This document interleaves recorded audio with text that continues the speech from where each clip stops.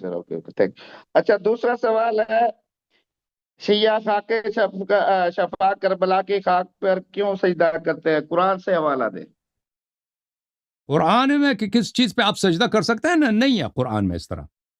قرآن میں یہ ہے کہ ملائکہ کو بولا تھا کہ آدم کے سامنے سجدہ کرو، اور آدم مٹی سے ہے نا، آدم مٹی سے ہے، لیکن قرآن میں یہ نہیں ہے کہ آپ سجدہ کس چیز سے کر سکتے ہو۔ یہ احادیث سنت میں ہے نا، سنت اہل بیت علیہم السلام میں رسول صلی اللہ علیہ وسلم جب نماز پڑھتے تھے تو مسجد میں وہاں پہ اس طرح قالین نہیں ہوتے تھے، یا تو مٹی ہے یا ریتی ہے یا چٹائی ہے، ٹھیک ہے نا، یا مٹی ہے یا ریتی ہے یا چٹائی ہے۔ تو رسول اللہ صلی اللہ علیہ وسلم نے فرش پہ سجدہ نہیں کیا انہوں نے، اور حشیہ مذہب میں بھی یہ چٹائی پہ آپ سجدہ کر سکتے ہیں، مٹی سب سے بہترین مٹی ہے، اور پتھر وغیرہ پہ بھی سجدہ کر سکتے ہیں، کیونکہ سجدے کا مطلب یہ ہے کہ آپ ذلیل ہو رہے ہیں اللہ کے سامنے۔ اللہ عزیز ہے اور ہم اللہ کے سامنے حقیر ہیں، کچھ بھی نہیں، وہ سیارو ہیں۔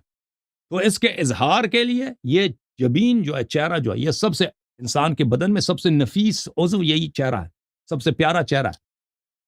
تو اس کو جب آپ مٹی پہ ملیں گے نا، تو اس میں اظہار حقارت اور اظہار ذلت اللہ کے سامنے سب سے زیادہ اسی میں ہے۔